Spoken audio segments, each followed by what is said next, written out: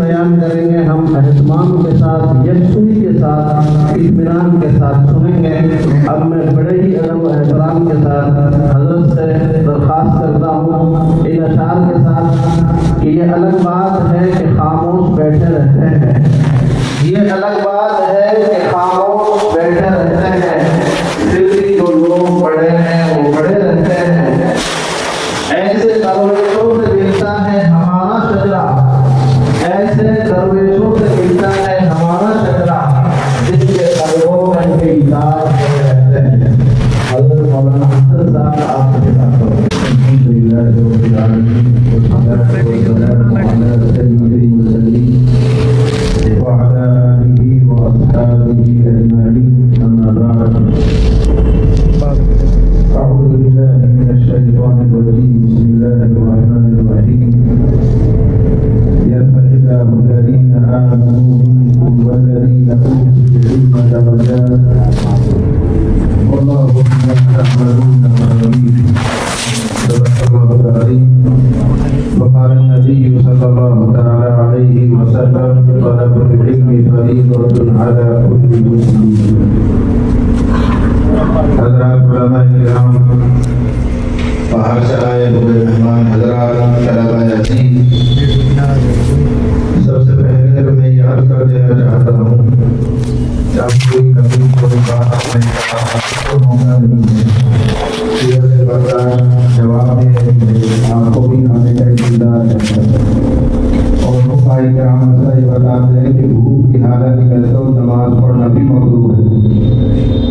جو بیان کی ہے نماز تو فرض ہے، لیکن اگر بھوک لگی ہوئی ہو، شدت کا تقاضا ہو، اس شدت بھوک میں فرض نماز پڑھنا بھی مکروہ تحریم ہے۔ پہلے بھوک کا بھوک مارنا چاہیے، پھر جا کے ظاہر بات ہے آپ بیان سننے کے لیے بیٹھے ہوئے ہیں اور آنکھیں گھوم رہی ہیں اور وہ کسی کے کچھ بولنا پڑ رہی ہے، کیسے مناسب ہے لمبی چھوٹی بات کریں؟ بہت اختصار کے ساتھ انشاءاللہ کی ضروری باتیں اپنے لیے آپ کے لیے عرض کروں گا۔ اللہ تعالیٰ ہم سب کو عمل کی سعادت اور توفیق عطا فرمائے۔ پہلی بات کا حق تو ادا کر دیا حضرت مولانا حمزہ صاحب نے، ماشاءاللہ بچوں کا پروگرام سن کر دیکھ کر بڑی مسرت ہوئی اور امید سے زیادہ یہاں پروگرام سن کر محسوس ہوا کہ بہت زبردست محنت ہو رہی ہے۔ یہاں کے اساتذہ، یہاں کا عملہ قابل عملہ ہے اور انہوں نے اپنے بچوں پر کافی اچھی محنت کی ہے ماشاءاللہ۔ اور آپ لوگوں نے بھی محسوس کیا ہوگا کہ اتنے جرأت کے ساتھ اور ہمت کے ساتھ اپنی بات پیش کر رہے ہیں۔ اس مائک پر آ کر بولنا، منٹ دو منٹ کچھ کہنا، یہ آسان کام نہیں ہے۔ آپ اتنی بڑی بڑی عمر کے لوگ یہاں بیٹھے ہوئے ہیں، اگر میں آپ میں سے کسی سے کہوں کہ آ کر یہاں 2 منٹ دین کی بات کر دو تو آپ کو پسینہ آئے، کھڑے ہو کر آپ کی ٹانگیں ہلنی شروع ہو جائیں۔ اور آپ کو اس کا اچھا خاصا تجربہ ہے، آپ جماعت میں جاتے ہیں تو صرف 1 منٹ کا کیا بلکہ آدھی منٹ کا ایک اعلان کرنا ہوتا ہے نماز کے بعد، کہ باقی نماز کے بعد ساتھی ٹھہر جائیں، دین کی بات ہوگی، اس طرح کا ایک اعلان کرنا ہوتا ہے۔ اس میں بھی آدھی کو پسینے چھوٹ جاتے ہیں، کچھ کا کچھ منہ سے نکلتا ہے۔ ہمارے چھوٹے بھائی ہیں مولانا امجد صاحب، انہوں نے ساتھ لگایا، بہت سے لطیفے انہوں نے سنائے۔ ایک لطیفہ انہوں نے سنایا کہ ایک نیا ساتھی ہمارے ساتھ ہو گیا ہے اور مشورے سے اعلان کرنا اس کے ذمہ ہو، بھائی تمہیں اعلان کرنا ہے، لکھ کر اس کو دیا گیا ہے باقاعدہ ہندی میں، وہ لیکن اس نے اس کو رٹا اور عشاء کی نماز کے بعد امام صاحب نے سلام پھیرا، اب کہہ رہا ہو بھائی بزرگوں ٹھہر جاؤ، عید کی نماز ہوئی۔ رمضان کے مہینے میں عشاء کی نماز کے بعد عید کی نماز پڑھوا رہا ہے، بھائی بزرگوں ٹھہر جاؤ، عید کی نماز ہوئی۔ کیوں؟ رمضان کا مہینہ تھا، عید پر ان کا چٹا پورا ہو رہا ہے، گھر جانا ہے، تو دماغ کو کیسی چل رہی ہے، منہ پر وہی آ رہا ہے جو کچھ رٹا تھا دن بھر بھول گئے۔ یہاں کھڑوں کا کچھ بولنا آسان کام نہیں ہے۔ ان بچوں نے جو اتنی جرأت کے ساتھ، ہمت کے ساتھ اور بہترین طریقے کے ساتھ اپنی بات پیش کی ہے، اس سے اندازہ ہوتا ہے کہ ان اساتذہ کی پر بہت محنت رہی ہے۔ اللہ تعالیٰ اس محنت کا بہترین ثمرہ کو عطا فرمائے، تعلیم میں قبولیت عطا فرمائے۔ ہمیں اور آپ کو جو سبق لے کر جانا جانا چاہیے وہ یہ ہے کہ ہم بھی اپنے اپنے بچوں کو ان مدرسوں کے ان مکاتب کے حوالے کریں۔ ہم میں سے ہر ایک کے بچے میں یہ صلاحیت اور استعداد موجود ہے۔ اللہ تعالیٰ نے کسی کو محروم نہیں رکھا ہے، بس ضرورت اس کی ہے کہ صحیح وقت پر ان کو تعلیم دی جائے، صحیح وقت پر ان کی تربیت کی جائے، تو ہم میں سے ہر ایک کا بچہ ایسا آگے بڑھ سکتا ہے۔ جو مہمان حضرات آئے ہیں یہ ہمت کریں، یہ حوصلہ کریں، عہد کریں کہ انشاءاللہ ہم بھی اپنے بچوں کو ان اداروں میں داخل کریں۔ ہمیں انکار نہیں ہے، آپ ان کو ڈاکٹر بھی بنائیے، انجینئر بھی بنائیے، ماسٹر بھی بنائیے، ہم منع نہیں کرتے ہیں، لیکن اللہ کے لیے کم از کم 2-4 سال کے لیے مدرسوں اور مکتب کے حوالے ضرور کیجیے تاکہ وہ آئندہ مسلمان رہ سکے۔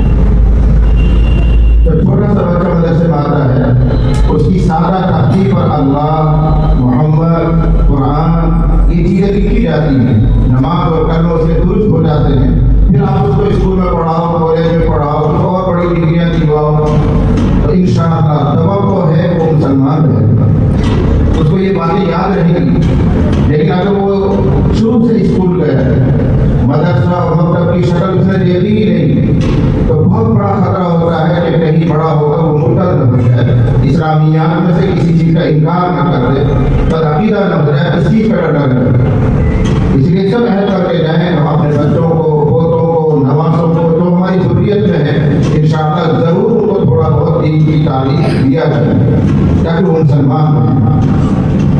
اور اس سے آپ اندازہ لگائیں کہ یہ ادارے، یہ مدرسے، یہ مکاتب کتنی بڑی خدمت انجام دے رہے ہیں۔ میں اگر ہمت کروں اور علماء میری تائید کریں گے انشاءاللہ، یہ جو مدرسے خدمت انجام دے رہے ہیں یہ وہی خدمت ہے جس کا حکم پہلی وحی میں پیغمبر صلی اللہ علیہ وسلم پر آیا۔ ہم سب جانتے ہیں، مسلمان میں سنا ہے اور پڑھا ہے ہم نے، حضرت محمد صلی اللہ علیہ وسلم پر سب سے پہلی جو آیات اتر رہی ہیں وہ اقرأ باسم ربک الذی خلق خلق الانسان من علق اقرأ وربک الاکرم، یہ آیات اتر رہی ہیں۔ لیکن کبھی آپ نے غور کیا کہ یہ پہلا موقع ہے جبرائیل امین کے حضرت محمد صلی اللہ علیہ وسلم سے پہلی ملاقات ہو رہی ہے۔ اللہ تعالیٰ پہلا پیغام محمد صلی اللہ علیہ وسلم پر بھیج رہے ہیں۔ آج تک وہ محمد بن عبداللہ تھے، اب وہ محمد رسول اللہ ہو رہے ہیں، تاج نبوت ان کے سر پر سجایا جا رہا ہے۔ اس پہلے موقع پر اللہ تعالیٰ کی طرف سے کیا پیغام آنا چاہیے تھا، کبھی غور کیا؟ میں ایک ادنا طالب علم ہونے کی حیثیت سے کہتا ہوں کہ میرے دماغ میں بات آتی ہے کہ پہلے دن جو پیغام آنا چاہیے تھا وہ یہ ہوتا، اے محمد صلی اللہ علیہ وسلم آپ لوگوں میں اعلان کر دو کہ آپ نبی بنا دیے، آپ رسول ہو گئے۔ اس لیے اب تک تو صرف محمد بن عبداللہ ہیں، اب آپ رسول ہو گئے، لوگوں کو اعلان کرو، لوگوں کو باخبر کرو کہ میں اللہ کا رسول بن گیا ہوں۔ تو پہلے دن کوئی ایسی وحی آنی چاہیے تھی، کوئی ایسا پیغام آنا چاہیے تھا جس میں رسول اللہ صلی اللہ علیہ وسلم کی رسالت کا اعلان ہو رہا ہوگا، اور ایسا اعلان موجود ہے قرآن میں، لیکن بہت تاخیر کے بعد۔ قل یا ایھا الناس انی رسول اللہ الیکم جمیعا، یہ پیغام موجود ہے۔ یا کم از کم دوسرے نمبر پر اللہ تعالیٰ کی طرف سے جو پہلی وحی آ رہی ہے، پہلا پیغام آ رہا ہے، پہلی مرتبہ آیتیں کر رہی ہیں، ان میں اللہ کا تعارف، اس لیے نبی بنایا اس لیے جاتا ہے کہ وہ اللہ کے بندوں کو اللہ سے جوڑے، اللہ کا تعارف ان میں کروائے، اللہ کی توحید لوگوں کے دلوں میں اتارے، اس لیے پیغمبر بنایا جاتا ہے۔ تو پہلی وحی میں توحید کا سبب ہوتا، اللہ کا تعارف ہو رہا ہوتا۔ اگرچہ ایسی وحی قرآن میں درجنوں موجود ہے، ایک چھوٹی سی سورت آپ کو یاد ہے، قل هو اللہ احد اللہ الصمد لم یلد ولم یولد، موقع نہیں اس کی شرح کرنے کا، لیکن اس میں اللہ کا تعارف موجود ہے اور آپ سب کو یاد ہے۔ لیکن یہ پہلی وحی نہیں، پہلی وحی وہی ہے جو میں نے آپ کو سنائی، اقرأ باسم ربک الذی خلق، اور اس پہلی وحی میں، اس پہلے پیغام میں بات کیا آئی ہے؟ پڑھنے پڑھانے کی، لکھنے لکھانے کی، سیکھنے سکھانے کی۔ اور کہ پہلی وحی میں اس کا تذکرہ کیوں ہے؟ پڑھنے کا، پڑھانے کا، لکھنے کا، جہاں اور بہت سے اشارے اللہ تعالیٰ نے دیے ہیں۔ ایک اہم اشارہ یہ تھا، اے امت محمدیہ، آج سے جو دین تمہیں حوالے کیا جا رہا ہے، جو شریعت اور جو قانون تمہیں دیا جا رہا ہے، اس شریعت کو، اس دین کو اگر ایسے ہی محفوظ رکھنا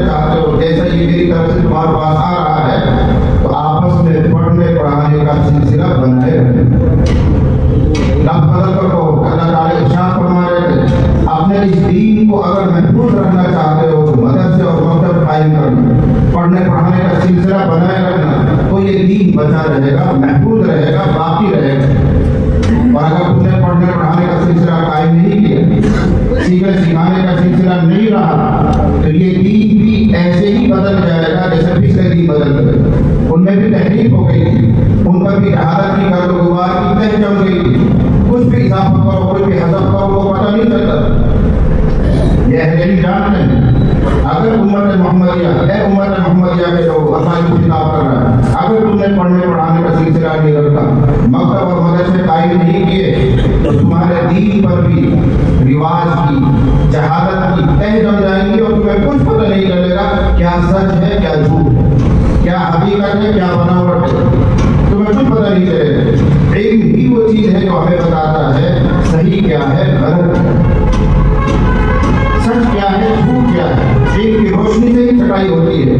اگر قادیانی ابھرتی ہے اور وہ نبوت کا دعویٰ کرتا ہے تو علم کی تلوار سے ہی اس کی گردن اڑائی جاتی ہے۔ اگر سب جاہل مطلب ہو، مدرسے نہ ہو، مکتب نہ ہو، کسی کو علمی معلومات نہ ہو، تو کوئی بھی نہیں بن سکتا ہے، کوئی بھی نہیں بن سکتا ہے۔ ہو رہی چیزیں اور بہت سے جاہل مسلمان جو بظاہر دیندار ہیں لیکن وہ عالموں کی صحبت میں نہیں رہے یا جان بوجھ کر علماء سے دور رہے، وہ اس فکرے کے شکار ہو رہے ہیں۔ اور رمضان میں انہوں نے کئی چیزیں لگائے ہیں، 4 مہینے لگائے ہیں، اتنے شدید ہے کہ علماء جانتے ہیں اس کے شکار بہت زیادہ تعداد میں جو ہو رہے ہیں وہ تبلیغ والے۔ کیوں؟ وہ علم سے کٹے ہوئے ہیں، علماء سے دور ہیں، علماء کے قریب وہ نہیں رہے، انہوں نے اپنا آپ کو کامل اور مکمل سمجھ لیا، اس کی صحبت کی ضرورت نہیں رہی، تو ایک فرقہ پیدا ہوا کہ اپنے کو باہر آ کر کوئی فرضی بات نہیں کر رہا، کوئی بناوٹی بات نہیں کر رہا ہوں، تازہ بات۔ ایک فرقہ پیدا ہوا، اس نے امام مہدی ہونے کا دعویٰ کیا۔ بہت سے سارے مسلمان جو بیچارے قرآن حدیث پڑھے ہوئے نہیں ہیں لیکن ان کو خوب لگایا تھا، دیندار کے تصویر والے تھے، بیٹھتے انہوں نے اپنے امام مہدی تسلیم کر لیا۔ اگر علماء کے قریب رہے ہوتے، علماء سے رابطے نہ ہوتے، اس فطرے سے بچ سکتے۔ یہی وہ پیغام تھا جس کو اللہ تعالیٰ پہلی گھڑی میں دینا چاہتے ہیں۔ اپنا تعارف نہیں کروایا، رسول کا تعارف نہیں کروایا، دین کا تعارف نہیں کروایا، بلکہ فرمایا کہ جو دین تمہیں دیا جا رہا ہے اگر اس کو ایسا کیسے ہی محفوظ رکھنا چاہتے ہو جیسے اترا ہے تو پڑھنے پڑھانے کا سلسلہ ہونا چاہیے۔ اس دین کی حفاظت علم سے ہی ہو۔ اگر ہم بہت ہی لطافت کے ساتھ عبادت کیا کریں، حضرت علی ندوی علیہ الرحمہ کی عبادت میں کہہ سکتے ہیں کہ دین اور علم کا ایسے ہی تعلق ہے جیسے چوری دامن کا ساتھ ہے۔ حضرت نے یہ مثال دی کہ مچھلی جب تک پانی میں ہے وہ زندہ ہے، اس کو آکسیجن مل رہا ہے، وہ تازہ ہے، وہ حیات میں ہے۔ اگر اس مچھلی کو پانی سے باہر نکال دو، مچھلی کو پانی سے باہر نکال دو تو مچھلی کا دم گھٹنے لگتا ہے اور تھوڑی دیر میں کاٹ کر وہ مر جاتی ہے۔ بالکل اسی طرح اگر ہمارے اس دین پر علم کی سرپرستی نہ ہو، علم اس کی نگرانی نہ کر رہا ہو، اہل علم اس کی نگرانی نہ کر رہے ہوں، تو کچھ دنوں میں یہ دین تڑپ تڑپ کے مر جائے گا اور کسی کو یہ پتہ نہیں چلے گا کہ حقیقی دین کیا ہے، یہ رسم و رواج بن کر رہ جائے گا۔ اس لیے اندازہ کرو کہ یہ مدارس، یہ مکاتب کتنی بڑی خدمت انجام دے رہے ہیں کہ اس دین کی حفاظت کر رہے ہیں۔ اس لیے کہا جاتا ہے کہ مدارس دین کے قلعے ہیں، اور یہاں سے وہ سپاہی تیار کیے جا رہے ہیں جو ہر فتنے کو دبائیں گے، ہر فتنے کے سامنے مقابلے کے کھڑے ہو جائیں گے۔ آج تک کی تاریخ دیکھو اور آئندہ بھی انشاءاللہ آپ دیکھیں گے، کوئی بھی فتنہ اگر پیدا ہوگا تو اس مدرسے سے اور دوسرے مدرسوں سے پیدا ہونے والے یہی طلبہ سر سے کفن باندھ کر باہر آپ کو پتہ بھی نہیں چلتا کیا کیا فتنے پیدا ہو رہے ہیں اور کیسے کیسے نئے چہرے سامنے آ رہے ہیں اور بالکل عالمانہ وقار اور عالمانہ کھلیے کے ساتھ باہر آتے ہیں۔ آپ تو دیکھ کے کہیں حضرت کی باہر آ گئی، لیکن ہمیں پتہ چلتا ہے کہ حضرت کے شیطان کو اولاد ہوگا اور ایسا ہوگا، یہ پیغمبر نے فرمایا اور 1400 سال پہلے فرمایا۔ کیا فرمایا تھا؟ جب قیامت قریب آئے گی تو علم ختم ہوگا اور جہالت بڑھے گی، اور یہاں تک ختم ہوگا کہ لوگ جاہلوں کو اپنا بڑا بنا لیں گے، دینی رہنما بنا لیں گے۔ ان اللہ یقبض العلم بقبض العلماء، اللہ تعالیٰ علم کو اٹھا لے گا، علماء کو اٹھا کر۔ بڑے بڑے علماء جب سمندر میں علم کا سمندر ہوں گے وہ دنیا سے جاتے رہیں گے اور کوئی دوسرا ان کی جگہ پوری کرنے والا نہیں ہے، پھر وہ چلے جائیں گے، دوسرا آئیں گے، ان کی بھی جگہ کوئی پوری کرنے والا نہیں ہوگا۔ اور آج جیسے بھی ہیں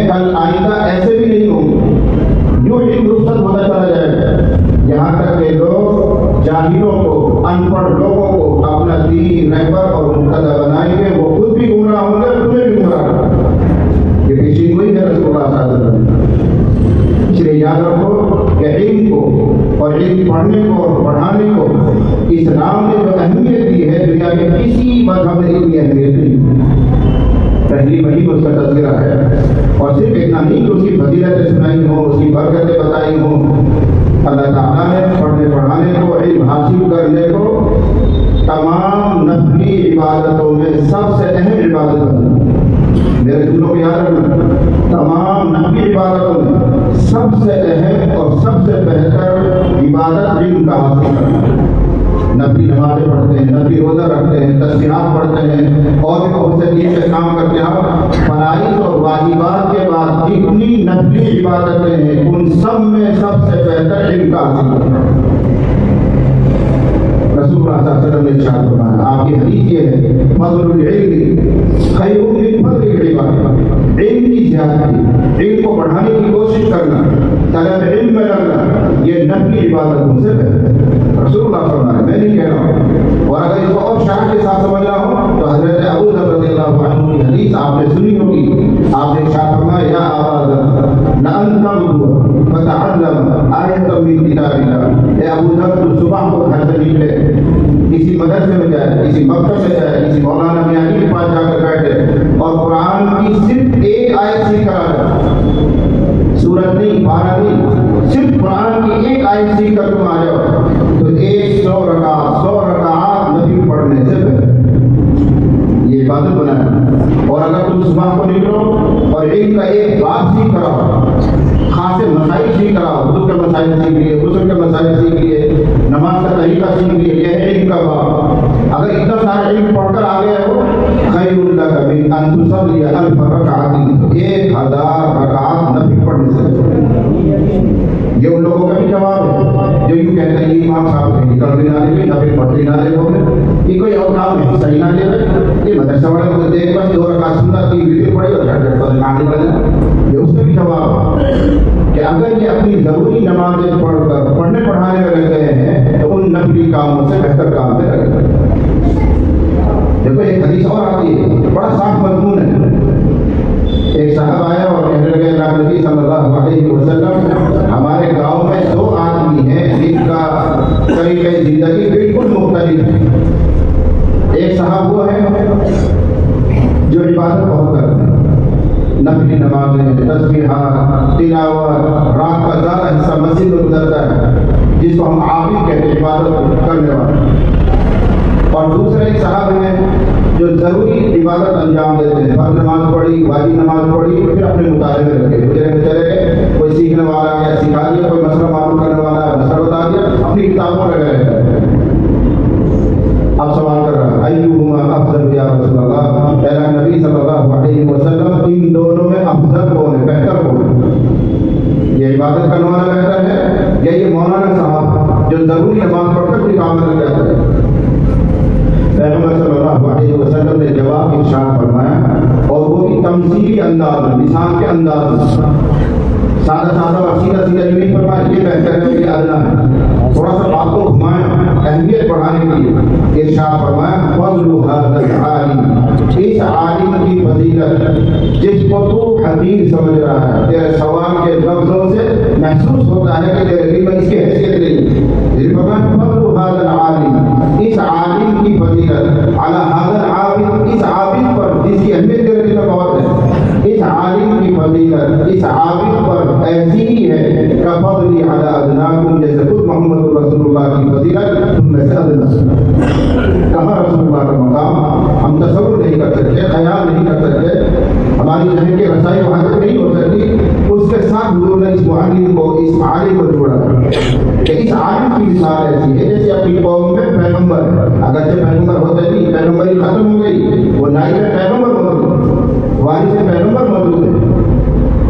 اس لیے ہمارے دلوں میں ان مدارس کی اور مدارس میں کام کرنے والے علماء کی، خدام دین کی ایک اہمیت ہونی چاہیے، اور ہم صرف اس لیے احترام کریں یہ نبی کے وارث ہیں، ہم اس لیے نہیں یہ عبداللہ ہے، عبد الرحمن ہے، یہ فلاں ہے، یہ فلانا کو ہے، اس لیے نہیں، ہم اس لیے احترام کریں گے کہ یہ نبی کے وارث ہیں، ان کے سینے میں اللہ کا قرآن ہے، ان کے دل میں نبی کی حدیث موجود ہے، یہ فقیہ ہے، دین کو سمجھنے والے ہیں، اس نسبت کی وجہ سے احترام کریں۔ آپ کو تو اس احترام پر اجر ملے گا، اور آپ کی آخرت بننے کے لیے یہ احترام کا ان کا عمل ان کے ساتھ، اگر وہ بدکار ہیں، گنہگار ہیں، خطا کار ہیں، دین کے معاملے میں سست اور قائل ہیں، وہ جانے ان کا کام جانے، لیکن آپ تو دین کی نسبت پر ان علماء کا احترام کرتے ہیں۔ اللہ کے گھر میں بیٹھ کر یقین کے ساتھ کہہ رہا ہوں، آپ کی نجات کے لیے یہی کام ہے، آپ کا احترام کریں، بھائی اللہ والے ہیں، اللہ کا قرآن ہی کے سینے میں، یہ نبی کے وارث ہے، اس نسبت کا آپ لحاظ کریں، بس آپ کی آخرت کے لیے کافی ہے۔ مفکر اسلام کا بھی نام لے رہا تھا، حضرت علی کے رضی علیہ الرحمن یہ واقعہ لکھا ہے، اور اگر انہوں نے لکھا نہ ہوتا تو میں بیان بھی نہ کرتا۔ ان کی ایک اہمیت ہے ہمارے ہندوستان میں، اتنا بڑا عالم ابھی پچھلی صدیوں میں گزرا نہیں۔ انہوں نے یہ واقعہ لکھا ہے کہ حضرت امام احمد بن حنبل رحمۃ اللہ علیہ ایک نہر کے کنارے بیٹھ کر وضو فرما رہے تھے۔ ایک آدمی آیا، اس کو بھی وضو کرنا ہے، اور امام احمد بن حنبل رحمۃ اللہ علیہ کے اوپر کی جانب وضو کے لیے بیٹھا ہے، یہاں سے پانی بہہ کر آتا۔ جیسے ہی اس نے ایسے پانی لیا تو فوراً خیال آیا کہ اگر میں وضو کروں گا تو میرے وضو کا بچا ہوا پانی، مستعمل پانی، وہ نہر میں گرے گا اور بہہ کر حضرت امام کی طرف جائے گا۔ یہ تو بڑی گستاخی ہو جائے گی، یہ تو بڑی بے ادبی ہو جائے گی کہ میرا استعمال کیا ہوا پانی امام احمد استعمال کر اپنے وضو میں، یہ بے ادبی ہے۔ اپنی جگہ سے اٹھا اور امام احمد بن حنبل رحمۃ اللہ علیہ کے نیچے کی طرف بیٹھا کہ ان کا استعمال کیا ہوا پانی میری طرف آئے، میں استعمال کروں تو کوئی بات نہیں، لیکن یوں جیسے گنہگار کا پانی حضرت کی طرف جائے، یہ تو گستاخی ہے۔ اتنا سے اکرام کیا، اتنا سے احترام کیا حضرت نے لکھا ہے۔ پھر کسی نے خوابوں کو دیکھا، وفات کے بعد پوچھا کیا رہا، کہتے کیا رہا، مزہ آ گیا، بس اس بات پر اللہ تعالیٰ نے میری مغفرت فرما دی کہ تم نے ہمارے امام احمد کی نسبت کا لحاظ کیا تھا، اب ہم تمہیں اس احترام کے بدلے ہم تمہارا احترام کریں، تم نے احترام کیا، اللہ نواز میں۔ یہ جو قرآن کے پڑھنے والے، پڑھانے والے خادم ہیں، ان کی شان ایسی ہے کہ آپ محبت عقیدت کے ساتھ ان کا اکرام کریں گے، انشاءاللہ آپ کی نجات کا سامان کریں گے۔ مجھے کبھی بات نہیں کرنی ہے، میں صرف اس پوائنٹ پر آپ کو لے کر آ رہا ہوں کہ یہ مدارس اور یہ مکاتب کیسی خدمت انجام کریں، اور یہاں رہنے والی مخلوق کیسی مخلوق ہے، یہ اللہ کی پاکیزہ مخلوق ہے۔ اگر اللہ کو ان سے تعلق نہ ہوتا، محبت نہ ہوتی، تو اپنا قرآن کریم ان کے حوالے نہ کریں۔ ہم سب مسلمان ہیں، ہم جانتے ہیں کہ جو کچھ ہوتا ہے وہ اللہ کے چاہنے سے ہوتا ہے۔ ایک پتا کہ اگر گرتا ہے تو اللہ کے اذن، اللہ کی منشا سے گرتا ہے۔ تو اتنا بڑا کام کیسے ہو سکتا ہے کہ بدر سے قائم ہوئے، مکہ بھی قائم ہوئے، اور اللہ اپنا کلام پاک ان کے حوالے کرتا ہے، پڑھو اور پڑھاؤ، یہ خدمت ان کو دے دینا چاہتا ہے۔ دیکھو یہ جتنے کام ہوتے ہیں دنیا میں، یہ سب بھی اللہ کی تقسیم سے ہی ہے۔ اللہ خلقکم وما تعملون، اللہ نے تمہیں پیدا کیا ہے، اور جو کچھ کام تم کرتے ہو وہ بھی اللہ کے بنائے ہوئے ہیں۔ کسی کو پتھر ٹوٹنے پر لگا دیا، کسی کو لوہا ٹھوکنے پر لگا دیا، کسی کو لکڑی کے کام پر لگا دیا، کسی کو تجارت پر لگا دیا۔ یہ وہ منتخب لوگ ہیں جن کو اللہ تعالیٰ نے اپنے کلام کی خدمت میں رکھا۔ اگر اللہ ناراض ہوگا تو اپنا قرآن ان سے چھین لے، انہیں چلے جائے، جاؤ پتھر ٹوٹو، جاؤ لوہا ٹوٹو، جاؤ لکڑی کا کام کرو۔ یہ خوش قسمت لوگ ہیں جن کو اللہ تعالیٰ اپنے کلام سے واپس رکھتا ہے۔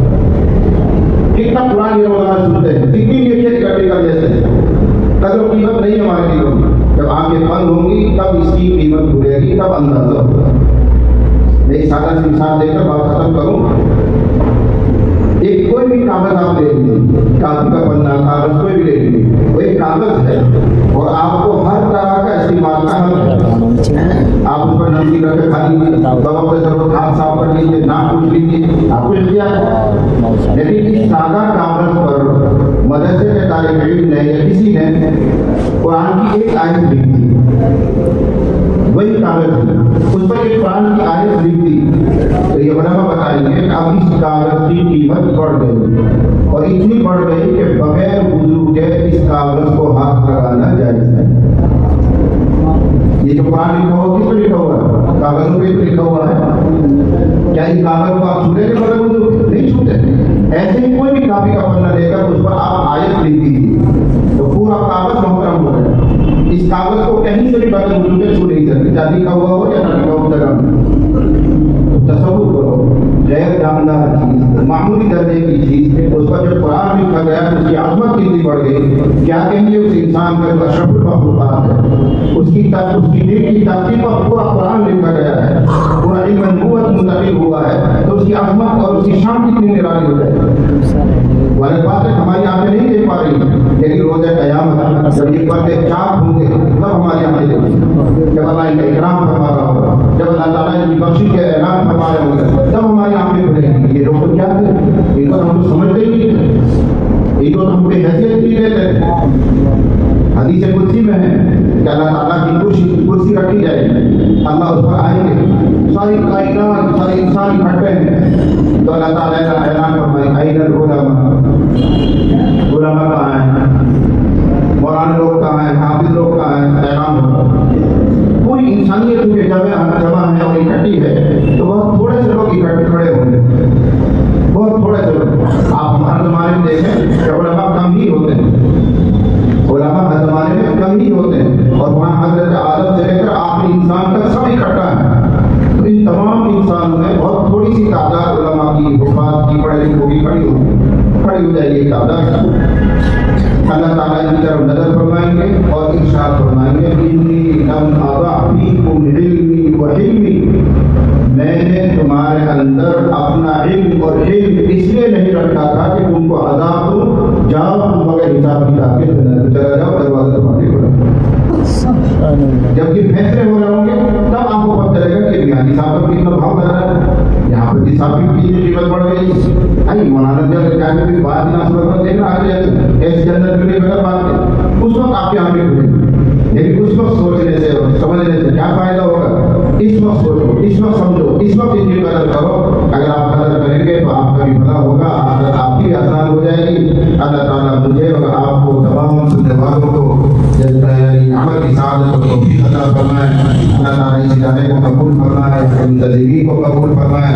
ان لوگوں نے یہ موقع فراہم کیا کہ بیٹھ کر دین کی باتیں کر رہے ہیں اور سن رہے ہیں. اللہ ان سب کو ہماری طرف سے جزائے خیر عطا فرمائے. وآخر دعوانا الحمد للہ رب العالمین.